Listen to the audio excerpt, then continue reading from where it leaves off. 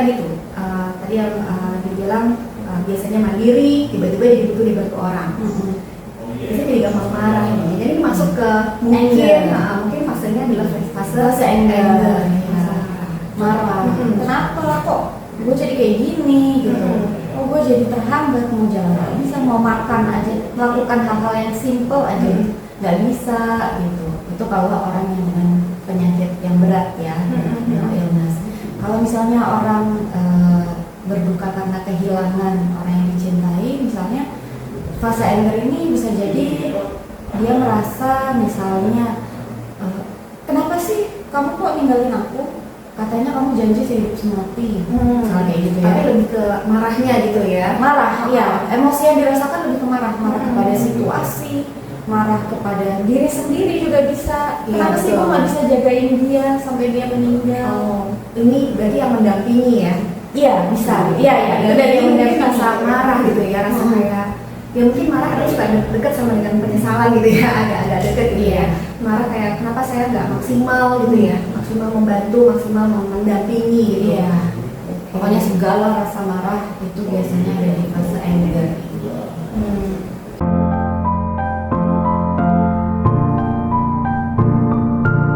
Hai semua, apa kabar? Semoga semua sehat. Bulan puasa nih, semoga puasanya juga lancar ya. Ketemu lagi dengan kami, saya Mita, saya Rip. Oke, kali ini kita mau ngobrol-ngobrol lagi. Karena bulan puasa, mungkin ini ada kaitannya sama puasa juga. Tapi sebetulnya banyak hal yang bisa kita tarik dari topik yang mau kita angkat hari ini. Sebelumnya Rip, puasa lancar? Alhamdulillah. Walaupun haus, lapar ya, biasa. Tetap ya, rutinitas tetap harus jalan terus meskipun kita berpuasa. Yang penting niatnya. Iya. Oke. Puasa kemarin sebelum mulai puasa sempat kekar nggak? Gue enggak kebetulan karena kakek nenek makannya jauh. Oh iya. Di kampung halaman. Jadinya mendoakan di Jawa aja. Iya, betul. Oke. Kalau kita bicara kekar, biasanya nih ya selain kita mendoakan orang yang sudah tiada gitu ya, orang yang kita sayangi, biasanya tuh di kepala tuh muncul flashback lagi gitu ya tentang orang tersebut gitu ya, momen-momen yang sudah kita lewati bersama sampai dengan proses ketika tidak ada. Itu bisa dibilang proses berduka kan ya. Iya. Nah, kita mau bahas itu kali ya, berduka, sekitar berduka. Mungkin teman-teman punya juga pengalaman yang sama, sehingga mungkin kita bisa lebih memahami apa yang kita lalui ketika berduka gitu, dan juga mungkin orang-orang di sekeliling kita juga bisa bantu ya, kira-kira bagaimana mendampingi entah keluarga, teman, atau siapapun yang lagi melalui proses berduka. Berduka itu apa ya? Berduka itu kalau dari definisi psikologis ya, itu adalah sebenarnya respons kognitif, emosi dan perilaku terhadap situasi kehilangan yang signifikan. Kehilangan yang signifikan. Betul. Yang dialami seseorang, dan itu berbeda-beda setiap orang ya, karena penghayatan setiap orang terhadap situasi itu kan berbeda-beda. Iya betul, karena itu pengalaman yang sifatnya personal pribadi. Mungkin orang lain tidak bisa melihat itu signifikan gitu, tapi orang yang bersangkutan menganggap itu adalah signifikan bagi dia. Orang tersebut mempunyai dampak yang besar gitu mungkin dalam hidupnya ya. Kalau kita lihat berarti proses berduka ini bisa kita tarik lebih luas lagi ya, Dek ya. Bisa, berduka itu nggak harus kehilangan dalam arti meninggal ya, kehilangan orang yang dicintai dalam arti meninggal, tapi bisa juga kehilangan dalam arti misalnya bercerai, terus putus pacaran. Kehilangan juga tuh ya, putus pacaran ya. Kehilangan juga, walaupun mungkin buat orang lain kayaknya apa sih masih pacaran, Cari lagi ya. Cari lagi masih banyak, mudah ya untuk bisa cari lagi. Betul, tapi kan ya itu lagi itu tadi penghayatan setiap orang itu kan berbeda-beda terhadap satu situasi. Buat dia kita nggak tahu sejauh mana bonding dalam hubungan itu sehingga dia merasa sangat kehilangan, sangat berduka. Bisa juga ini nih, selain berduka kehilangan orang, juga bisa kehilangan fungsi sehari-hari kita. Misalnya dalam arti kita divonis, didiagnosa menderita penyakit terminal illness. Terminal illness artinya betul penyakit yang sulit disembuhkan ya. Jadi kehilangan itu bukan berarti hanya kehilangan seseorang gitu ya, atau bisa juga ternyata kehilangan fungsi tadi ya, kehilangan fungsi yang biasanya mungkin kehidupan kita berjalan dengan cukup aman, lancar gitu ya, tiba-tiba suatu hari kita mungkin mendapatkan kabar berita misalnya ada kondisi yang membuat kita berkurang fungsi secara keseharian ya dalam kehidupan kita sehari-hari. Iya, misalnya mungkin pasien-pasien kanker, terus pasien stroke gitu kan, pasti kan berubah 180 derajat kehidupannya kan, yang tadinya bisa beraktivitas mandiri ya, mandi bisa sendiri, ini harus dibantu orang gitu, fungsi pekerjaan juga terganggu gitu kan, jadi banyak aspek dalam kehidupan yang berubah. Nah itu biasanya juga jadi signifikan buat baik si penderita juga buat pendamping. Oh, nah ini menarik nih.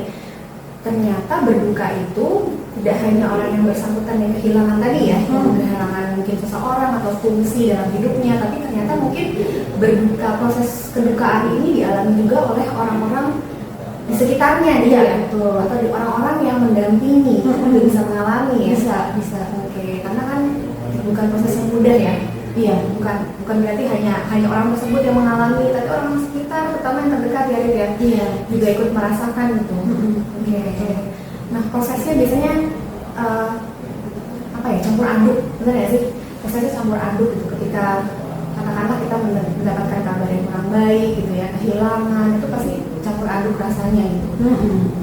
Oke, ketika kita bicara mengenai proses berduka ya Rit ya, sebetulnya kalau dari teori psikologi itu ada ya yang menjelaskan tahap-tahap prosesnya itu seperti apa gitu. Nggak hanya dari orang yang mengalami kedukaan, tapi juga orang-orang sekelilingnya yang mendampingi misalnya atau melihat proses yang terjadi gitu, bisa juga mengalami tahap-tahap kedukaan tadi ya. Iya betul. Kalau nggak salah ada singkatan yang gampang biar kita bisa ingat Red. Jadi kalau disingkat ini namanya teori dari Kubler-Ross ya. Iya. Kubler-Ross. Oke. Kalau disingkat itu DABDA. DABDA supaya kita lebih gampang ingatnya ya. D-nya itu shock and denial. Oh, denial. Denial. Lalu A-nya itu anger, B-nya bargaining, terus D-nya lagi depression, dan yang terakhir A-nya acceptance. Nanti kita bahas satu-satu ya. Mungkin kita mulai dulu dari yang shock tadi ya, denial. Kayaknya mungkin mudah untuk dipahami sih kalau proses ini, karena namanya kita mendengar berita yang tidak kita inginkan ya. Berita sedih gitu ya, mungkin yang pertama terjadi adalah kondisi shock ya. Iya, shock ya, biasanya kaget. Misalnya nih contohnya kita ditinggal orang yang dicintai gitu ya. Kita pasti shock, terus biasanya tahap pertama adalah yang umumnya muncul adalah denial. Denial itu maksudnya jadi kadang-kadang kita nggak percaya ya, masih denial. Masa sih seperti itu sih dia pergi? Masa sih? Kayaknya kemarin masih ngobrol, enggak nyata ini cuma sebentar aja, mungkin dia tidur aja sebentar, misalnya konteksnya meninggal. Atau mungkin kalau konteksnya tadi adalah kehilangan pacar misalnya ya, dengan pacar juga mungkin bukan kondisi yang tidak mempercayai, tapi terus-menerus mempertanyakan kenapa ya saya bisa putus gitu, kenapa ya saya putus ya, kok ini bisa ada kejadian ini gitu. Saya pikir tuh hubungannya mungkin akan langgeng aja gitu, terus sampai ini terjadi gitu. Iya. Tapi kalau kaget tuh ya pasti semua kaget ya. Meskipun kondisi kan ada kita menemani misalnya keluarga yang sakit sudah cukup lama ya, tetap shock kah? Iya, tetap. Biasanya ya pada umumnya. Oh ya, sekali lagi, ini fase ini tuh berbeda-beda setiap orang.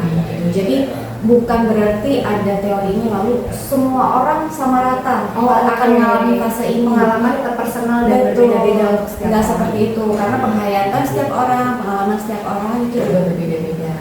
Tapi kenapa kita akan topik ini supaya harapannya supaya bisa membantu teman-teman untuk mengenali atau memahami ketika berduka proses apa sih yang terjadi dalam dirinya gitu ya. Karena kita juga bingung kadang-kadang ya, ini saya lagi kenapa sih gitu. Atau mungkin orang sekitar kita juga bertanya-tanya, kok dia jadi seperti ini ya setelah setelah kehilangan misalnya seseorang gitu, kenapa dia berperilakunya seperti ini, kenapa proses berpikirnya jadi seperti ini gitu. Jadi ini bisa membantu ya untuk memberikan gambaran. Oke. Itu tadi balik lagi ke shock and denial ya, denial misalnya divonis stroke gitu ya atau cancer gitu, itu kan sakit yang bisa dibilang sulit disembuhkan ya. Jadi itu akan biasanya umumnya akan bikin shock banget karena jadi fungsi fisik jadi berubah, yang tadinya bisa mandiri jadi harus dibantu dimandiin misalnya, terus dibantu makan, disuapin, dia nggak bisa kemana-mana, jalan ke depan aja susah gitu misalnya kan. Nah itu kadang-kadang dia dinaik masa sih enggak, saya masih sehat kok, masih merasa seperti biasa ya, gitu, masih tidak bisa ada kerja. apa-apa. Bahkan ada juga yang datang ke kantor, tetap datang ke kantor gitu, merasa nggak ada apa-apa, saya seperti biasanya gitu. Meskipun usaha mungkin orang sekitarnya mencoba untuk memberikan pemahaman, Ya, biasanya tetap nggak mau mental lagi aja. bahwa tetap meyakini bahwa nggak ada apa-apa, saya baik-baik aja gitu ya. Iya. Oke, jadi buat teman-teman yang misalnya ada kenalan gitu, yang responnya seperti contoh tadi gitu ya sebetulnya mungkin yang sedang dialami orang tersebut mungkin di fase di mana dia masih denial. Nah biasanya tadi yang dibilang biasanya mandiri, tiba-tiba jadi butuh dibantu orang. Biasanya jadi gampang marah nih. Jadi masuk ke mungkin fasenya adalah fase anger, marah. Kenapa lah kok gue jadi kayak gini gitu?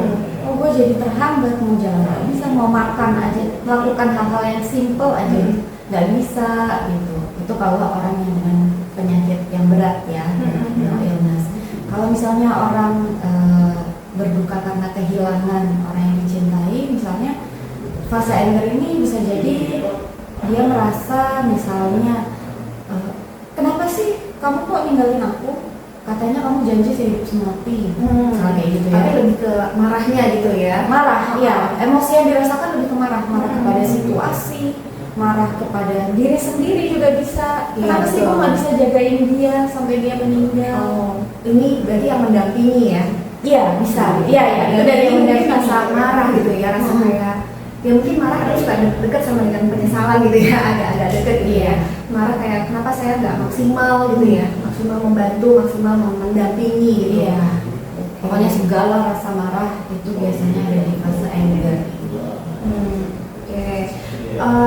Ini proses ini sebetulnya kan seperti tadi ya, berbeda penghayatannya pada setiap orang. Benar.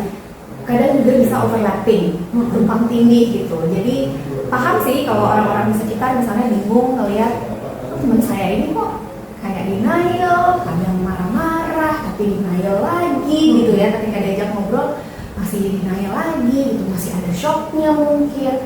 Karena memang kadang bolak-balik ya prosesnya. Jadi tidak harus selalu berurutan, tapi bisa juga ngobrol lagi gitu, atau tumpang tindih barengan ya. Iya, atau bahkan ya nggak semua orang mengalami 5 fase ini. Betul. Bisa aja di skip gitu, ada fase yang skip atau pokoknya berbeda-beda aja. Nggak ada rumusan yang sama untuk semua orang. Tadi kita sudah sampai di anger. Bargaining ini gimana? Bargaining itu fase dimana kita mulai melakukan tawar-menawar gitu ya, negosiasi misalnya. Kalau seandainya, misalnya ini konteksnya sakit ya, di diagnosa sakit punya terminal illness. Kalau seandainya gue minum obat secara teratur, gue jaga pola hidup sehat, gue bisa sembuh total lagi nggak ya? Gitu. Oke. Ada mungkin kayak apa ya sih proses tawar menawar atau proses yang menjanjikan diri sendiri gitu ya. Kalau saya seperti ini mungkin Bisa membalikan situasi nggak? bisa mengembalikan orang tersebut ke saya gitu. Iya. Coba saya berperilaku dengan lebih baik misalnya dengan orang yang kita cintai gitu ya. Mungkin perpisahan ini tidak terjadi. Atau apakah kalau saya berperilaku kayak gini dia akan kembali ke saya? Gitu ya. Iya, kurang lebih ya. Jadi dia membuat suatu tawar-menawar sendiri gitu dalam dirinya. Sama juga pendamping tadi kan ya bisa terjadi juga. Iya, ya. bisa terjadi juga. Kalau misalnya saya kondisi terminal illness gitu ya, kalau saya misalnya bawa lagi ke tempat mana gitu lah dengan pengobatan yang jauh lebih maksimal gitu, mungkin dia masih bisa sembuh gitu, atau saya masih bisa bersama dengan dia gitu. Iya. Atau kalau misalnya konteksnya relationship ya, misalnya Kalau andai kan gue selama hubungan itu gue lebih perhatian, lebih sayang. Oh bener, bisa nggak ya? Balik lagi. Kadang-kadang kalau lagi curhat, dengerin curhat, gitu, orang lagi curhat sama kita ya, kemudian bilang coba ya, gue gini ya, ada kata gini, mungkin akan gini. Berarti itu ya, mungkin ya proses kehilangan, berduka yang dilalui itu lagi di masa berduka tadi ya. Biasanya ada juga gini deh, orang yang langsung tiba-tiba seperti shutdown gitu ya. Sudah nggak tahu lagi harus berpikirnya seperti mengoptimalkan fungsi pikirnya gitu ya, hanya fungsi sehari-harinya juga gitu. Akhirnya dia bingung nggak mau ngapain gitu. Ya, ini masuk ke tahap yang lain ya, depression ya. Jadi mana tuh contohnya misalnya? Iya, misalnya merasa sedih banget, terus merasa Akhirnya kayak nggak ada harapan, ya, susah tidur. Banyak tuh klien gue yang misalnya putus hubungan terus udah susah tidur, anxious gitu jatuhnya, larinya ke situ. Terus males ngapa-ngapain, yang Udah nggak memperhatikan diri sendiri ya. ya. Misalnya yang tadinya masih ada hobi makan atau misalnya jalan-jalan, olahraga gitu ya. Jadi udah nggak mau ngapain. Kayak seolah sudah selesai gitu ya. Iya, Nggak ada harapan lagi, nggak ada harapan, hopeless. Oke benar ya, berarti ada orang dulu kayak gitu. Kadang mungkin balik lagi ke marah lagi gitu ya. bisa jadi Bisa kami juga misalnya mungkin niatan kita untuk mendampingi, membantu gitu ya. Tapi mungkin dia merasa malah jadi mau ngapain gitu, untuk apa lagi saya menjalankan ini semua gitu. Jadi akhirnya kan akhirnya keluar lagi gitu ya, bilang lagi gitu. Harusnya tuh saya nggak kayak gini, sekarang udah terjadi, saya nggak perlu buat apa-apa gitu. Akhirnya depresi tadi ya. ya jadi maju mundur fasenya ya. Bisa maju mundur gitu atau barengan munculnya bareng gitu ya. Kalau kondisi terakhir itu apa tadi? Acceptance. Ini kira-kira prosesnya apakah akhirnya sudah menjadi kembali lagi kembali lagi ketika masih bersama orang yang dicintai gitu, atau mungkin bisa menerima ini gimana nih sebenarnya? Sebenarnya definisi acceptance di sini adalah dia mulai sadar bahwa oke, ini udah terjadi, emosi-emosinya sudah lebih tertata dengan baik, dia bisa menata emosi, mengelola emosi, terus dia mulai ada harapan, mulai muncul harapan di dirinya. Tadi kan depression lagi gitu ya, kayak mental breakdown misalnya, atau yang udahlah nggak tahu lagi harus ngapain. Sekarang mungkin mulai menyadari bahwa saya ini masih harus melanjutkan hidup. Iya, masih harus ada yang dilakukan. Masih ada mungkin tanggung jawab yang harus dijalani. Iya, betul. Jadi mencoba untuk menata diri lagi kali ya, mungkin bahasanya gitu ya. Iya, betul. Menata diri lagi. Jadi misalnya buat sebagian orang, misalnya kehilangan anggota keluarga gitu ya, tadinya benar-benar sedih banget, udah kayak dunia runtuh gitu, itu bisa di tahap acceptance ini dia bisa mulai oke, gue masih punya anak yang harus dirawat, masih punya suami, masih ada kok yang bisa saya lakukan gitu ya dengan keterbatasan yang dimiliki. Berarti kita nggak bisa, atau saya nggak bisa berbuat apa-apa gitu, karena sebetulnya masih ada. Ada juga misalnya konteksnya penderita penyakit gitu ya, misalnya penderita stroke gitu ya, tadinya marah, kan gak enak banget ya nih, kita punya keterbatasan fisik yang tadinya bisa kemana-mana sendiri. Biasanya ada akses juga yang harus dilatih gitu kan, akhirnya jadi nggak mau. Terapi itu itu ya gunanya itu karena jangankan jalan ke deket berapa meter gitu, bergerak aja kadang kan susah ya, ada kelumpuhan gitu kan. Nah itu kan bikin marah, Frustrasi ya, bikin frustrasi gitu. Nah ketika tahap acceptance biasanya mereka sudah mulai oke, menyadari aku punya keterbatasan fisik seperti ini, nggak bisa diubah. Sekarang yang bisa dijalani adalah apa nih? Aku harus melakukan apa nih untuk kedepannya yang masih bisa sisa hidupku ini yang masih bisa dimanfaatkan gitu. Coba menggali lagi gitu ya, dengan keterbatasan ini apa yang bisa dilakukan. Mungkin mulai menyadari juga bahwa ternyata orang-orang di sekitar masih membutuhkan saya, orang sekitar terus memberikan support gitu. Jadi kayak merasa oke, mereka pun masih support saya gitu ya. Jadi ayo deh mulai bangkit lagi gitu ya. Dan biasanya di tahap acceptance ini bukan berarti kita nggak menangis lagi ya, nggak ingat lagi memori yang dulu misalnya. Itu wajar aja ketika ada di tahap acceptance, misalnya kita udah bisa coping dengan kehidupan sehari-hari, dengan emosi kita, dengan adaptasinya situasi yang baru gitu ya.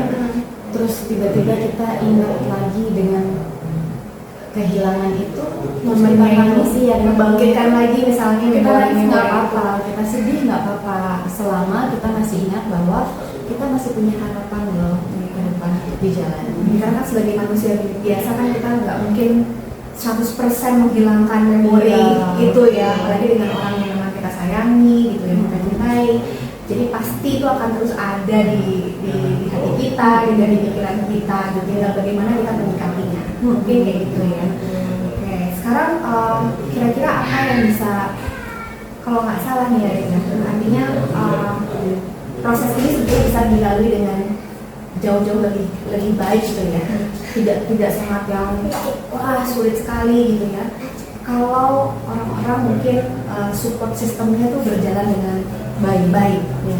Betul kan ya? Betul. Support system itu berpengaruh banget ya. Support system itu apa sih? Orang-orang yang signifikan gitu ya, yang dekat dengan kita hubungannya itu bisa juga orang yang nggak terikat secara keluarga ya, tapi kita menganggap mereka adalah support system saya, support system di rumah, di tempat kerja misalnya, gitu. Itu membantu ya. Itu membantu banget biasanya. Ada hal lain ya, support system yang oke gitu untuk membantu melalui proses berduka itu ya. Biasanya kita bisa coba menyalurkan emosi ke kegiatan yang positif. Oh iya benar, mencoba comeback gitu ya. Comeback dengan kondisi yang bisa dijalani gitu ya. Misalnya kita suka painting, suka melukis, apa salurkan ke melukis misalnya, atau mau melukis abstrak boleh sebagai bentuk dari penyaluran ekspresi, menyalurkan emosi. Terus kalau mungkin suka bermain musik bisa bermain musik, atau intinya apapun yang membuat kita positif, jurnal kita enjoy. Journaling juga bisa menulis gitu ya, apa yang kita pikirkan, apa yang kita rasakan setiap hari, harapan kita apa. Journaling Itu banyak pada ya. Iya, banyak yang terbantu loh. Nggak banyak mau cerita ya. Iya. Karena kan kadang kita punya teman tuh yang lebih berprinsip kalau ini masalah pribadi saya. Tidak bisa berlumba-lumba gitu, karena kalau saya bercerita seolah kayak saya menceritakan kondisi yang nggak baik di hidup saya gitu. Jadi lebih baik saya simpan sendiri ya. Simpan sendiri juga sebetulnya kurang baik juga gitu ya. Mungkin dengan journaling sedikit banyak bisa membantu mengeluarkan apa yang ada di hati, di pikiran kita gitu ya, bisa bantu. Iya. Kalau masih olahraga juga bisa ya. Olahraga juga bisa membantu meningkatkan mood gitu kan, karena itu juga membangkitkan emosi-emosi positif ya, olahraga itu. Atau nangis, kasih waktu diri untuk nangis sejadi-jadinya gitu ya, senangis-nangisnya juga boleh gitu. Kita memang perlu kasih waktu untuk diri sendiri. Artinya memang dikeluarkan gitu ya, dikeluarkan. Asal mungkin nangisnya jangan tiba-tiba mendadak gimana gitu ya. Bingung ya. Orang bingung dari kenapa nangis. Tapi kan bisa jadi loh ketika kita pergi ke suatu tempat gitu ya, kita ingat gitu ada triggernya ya. Itu kan misalnya gue pernah kesini sama orang yang sudah kita orang yang sudah meninggalkan kita itu, gue pernah kesini sama pacar gitu ya, pacar atau anggota keluarga yang meninggal misalnya kan, itu langsung ingat, terus nggak kuasa menahan nangis gitu kan, ya itu terjadi.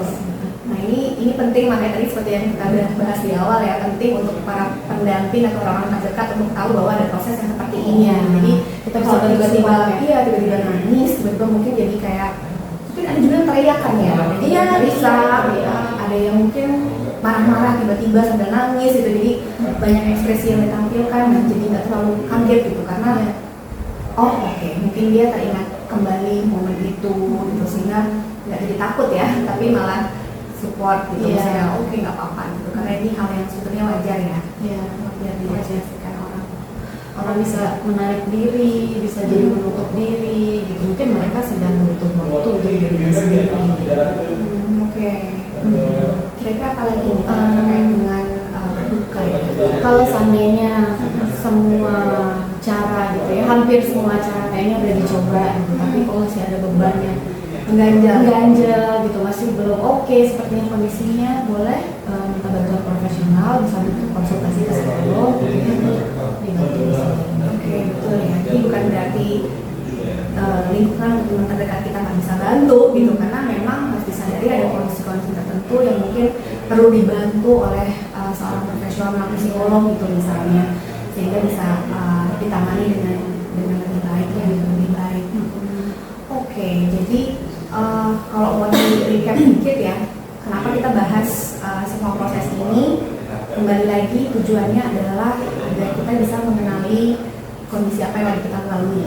Iya betul. Karena pasti tadi kan berkecamuk ya, campur aduk perasaannya. Tapi dengan kita tahu bahwa ada proses ini nih ketika seseorang itu lagi berduka, setidaknya kita bisa mengenali bahwa oh, saya tahu saya lagi dalam kondisi shock. Ya, saya tahu bahwa kenapa saya marah-marah terus, tidak jelas gitu ya, tidak terarah marahnya. Ya mungkin saya lagi melalui namanya proses marah itu tadi, anger tadi.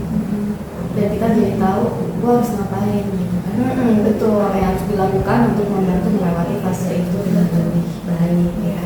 Cari bantuan, cari support, Cari orang yang bisa dipercaya dalam arti support kita gitu ya. Iya betul. Dan orang-orang sekitar sekeliling juga jadi tahu, oh oke, proses berduka terjadi, mungkin prosesnya seperti ini, jadi siap juga untuk mendampingi. Tapi sekali lagi nggak semua orang mengalami ini ya, mengalami fase yang sama. Ada mungkin orang yang nggak melewati proses depression tadi ya. Jadi langsung setelah marah dia mungkin menyadari, bisa mengeluarkan semuanya, dibantu psikolog juga mungkin, akhirnya nyampe ke acceptance.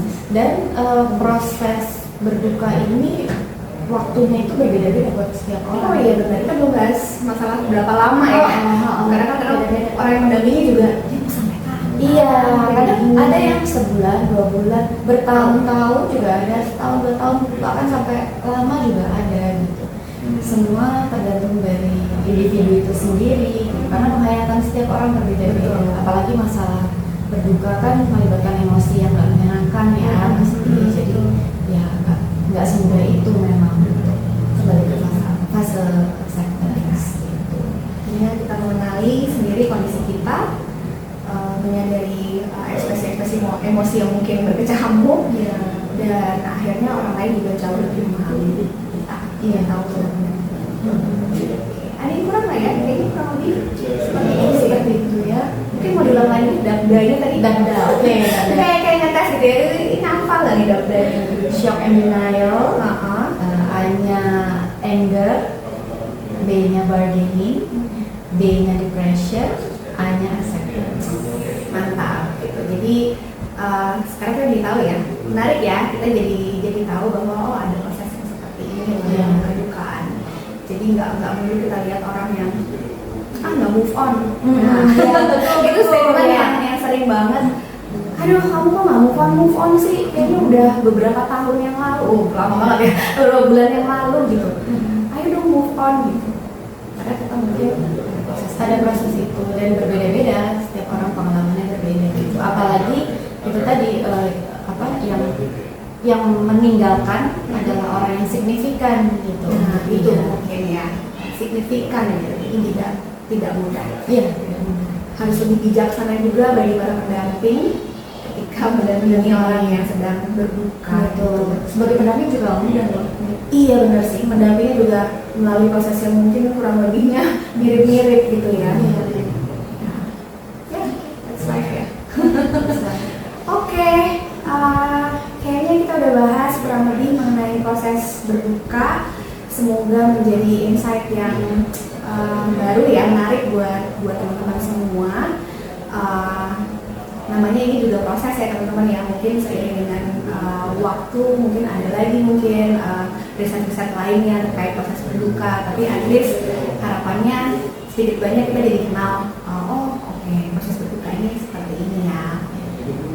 Oke, thank you teman-teman udah dengerin kita.